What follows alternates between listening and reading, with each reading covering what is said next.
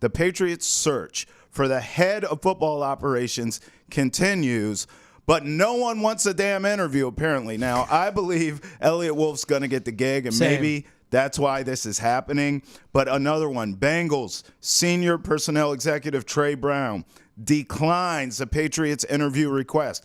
You've been telling me all week it's been happening all around the league where these guys are declining the interview. All of them, George, black executives declining this. So obviously the Patriots trying to uphold the Rooney Rule here, but these black execs are like, no. We know Eliot Wolf's going to get the gig. We're not going to be a part of this. And they keep turning them down, George. What surprised me was former Cardinals VP of player personnel, Quentin Harris, who doesn't have a job right now, but he didn't want to interview. So I understand, but these guys feel like they're going to waste their time. You said the Bengals senior personnel executive, Trey Brown, Bills director of player personnel, Terrence Gray. I understand all this. You don't want to waste your time because Eliot Wolf's going to get it. Now, the Patriots had been Rooney Rule compliant because they'd not opened an official search or changed any of the executives' titles since Bill Belichick left. But now that they have opened an official search, they must satisfy the Rooney Rule and conduct in-person interviews with at least 2 external, minority, and or female candidates. So those are the details there. But this is Eliot Wolf's job. So that is a wonder of, how do the Patriots do this? How do they satisfy this rule of interviewing those 2 minority candidates? And we spoke about this. If you're someone that is in a number 2 or number 3 role with a great franchise, I don't blame you. Like, I'm not going to waste my time. I'm not going to go do that. If you're lower down the totem pole, though, this is experience you can gain. What questions are they asking? What is the interview process like? Shoot, it just puts you in front of the Patriots. Whoever will be in that room, I assume it'll be Robert Kraft, Jonathan Kraft, Robin Glazer. Not speaking with like my tongue in cheek on that Glazer will be in there, but that's how it sounds. Gerard Mayo. And I don't know who else, but I think it'll be owners in there. And you know what? You put your name in front of them. You put your resume in front of them and say, obviously, they go with Eliot Wolf. Comes back around, that'll be a name that's in their mind, especially for Jonathan Kraft and Robin Glazer, who will be leading this franchise pretty soon into the future. So I understand why it's being declined, but that's why. This is Eliot Wolf's job. He just drafted this team. You're going to have a new GM step in and take over? That's not going to happen. They know that too. So I understand all these guys declining it because it is a waste of their time. And maybe this also shines a light on the Rooney Rule and its imperfections. Sure. Where this is what happens to minority candidates. Remember what happened with Brian Flores and Brian Dable with the New York Giants when Bill Belichick accidentally texted the wrong Brian? That's right. Because the Giants were already set on Brian Dable, but they brought in Brian Flores to interview him to satisfy the Rooney Rule and to check that box. And Bill Belichick, being an old, texted the wrong person and just said the quiet thing out loud. Same thing happening right now. So it exposes the NFL to what this Rooney Rule is. Yeah. Where, yes, it gives opportunities to minority candidates that may not get that interview otherwise, but it's also wasting their time requiring this 2 interview of them. I think that's well said. Also, did you say Bill Belichick being an old? Yeah. Is that he's old. He's an old. I'm going to use that. That's what the youngs say now. It's a bunch of olds over there. I'm bringing that into my repertoire now. Let's do it, baby. I get it. I think it's great. The Patriots are trying to comply to the Rooney Rule. I'm a big proponent of that, obviously. I want all these coaches, all these executives of color, minorities to get an opportunity. But to your point, it needs to be fair, too. Don't bring me in for some dog and pony show when you know damn well I'm not getting a job. Although, listen, director of scouting for the Eagles, Brandon Hunt, has accepted the interview, George. So who knows? Look, I'm one of those people, I just want to get in the room and make an impression.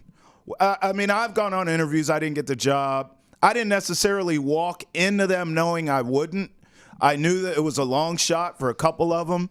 To be honest with you, when I auditioned at Nesson, I had no idea. I mean, I didn't know anything going on in this market.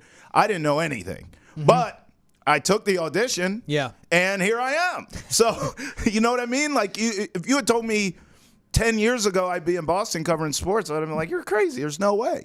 So it's just circumstance. You never know. If you get in there and crush it, you could get the job. Yeah. Now, let's put all that aside for a second. Yeah. It's clear Eliot Wolf is going to get this job. Yes. And I told you draft night, because we were talking about his, kind of like his job security amongst each other.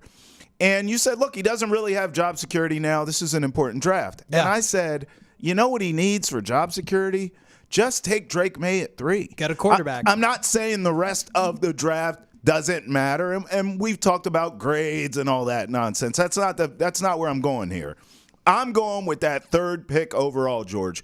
When he said Drake May, he didn't overthink the room. He didn't trade back and try to acquire more of this.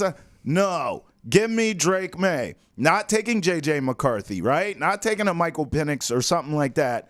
Sticking to the script, taking Drake May, who you and I both believe was the best quarterback available at that time, at that pick. I thought that was a job security right there. Now, we'll see how long that means. Is he here forever and ever? Amen. I guess we'll find out. But in terms of right now, he's going to be the guy for the job. And everyone knows it. Doesn't matter what color you are. You know damn well Eliot Wolf is the guy. Because you tie your wagon, hit your wagon to a quarterback, which is a 3-year, 4-year endeavor. That's for right. a GM, for a head coach. It makes sense because that's a timeline it looks like with this franchise too. You know me, multi-year rebuild. That's my thing. But to the point I was just saying, and great job breaking that news on the Brandon Hunt, announcing as the news is breaking. Brandon Hunt, Director of Scouting. He's below Anthony Patch, Senior Director of College Scouting, and below Dave Caldwell and Matt Russell, who are both Senior Personnel Directors and Advisors to the General Manager. Right. Because think about it now. You have Howie Roseman, Executive Vice President, John Ferrari, Assistant GM, Alec Hallaby, and Assistant GM. So this goes into it. If you're low down the totem pole, go get that experience. Figure out what it's like to be interviewed by an outside party, a completely different franchise. That's right. Where no one in that room knows who you are. And maybe Brendan Hunt, if I look into his bio, maybe there's a connection to Boston. I don't know. But a young guy, 19-year scouting veteran, joined the Eagles Director of Scouting 2022 offseason. I'm not going to go through the whole thing because that's bad radio, bad podcasting. But good for him. Young guy, up and coming. He's in the Eagles. They know what they're doing drafting. Great organization. Howie Roseman. Now, Alec Hallaby has been that guy that I was saying going into this offseason. That's someone they should get for a GM. Boston guy, Ivy League educated. So he listens to analytics, but also has been learning for Howie Roseman for how long? Right. So it's a combination of being around a football guy, being analytically driven, obviously the success of the Eagles. So good on the Patriots at least. If you finally land someone, it's someone from the Howie Roseman front office tree. Right. Or it's someone like we saw Peters in the Commanders. They went to the San Francisco Niners front office tree to reach from that. So good job landing this interview. For Brendan Hunt, yes, it satisfies the Rooney Rule. But good on him getting this interview and taking it because he's lower down the totem pole in the pecking order to being in a scouting department. It'll be a great experience for him. How do you feel? Because I can speak on the Rooney Rule all I want. But I don't know what it's like to be in that where people could say, well, you do something, check the box. How do you feel about the Rooney Rule? I think it's great. I just think, like you said, it's flawed. Yeah, right? But the essence of it is needed and warranted. But teams abuse it too. I'm not saying the Patriots are doing that. They have a black head coach for the first time in franchise history. That's fantastic. Great point. It's obvious they're not abusing it, but teams do. And so, I think it's not so much the Rooney Rule itself, it's the implementation of it and how these teams use it in earnest that matters. If you can crack down on that and enforce that, which I don't have the answers. How, Sway? I don't know, right?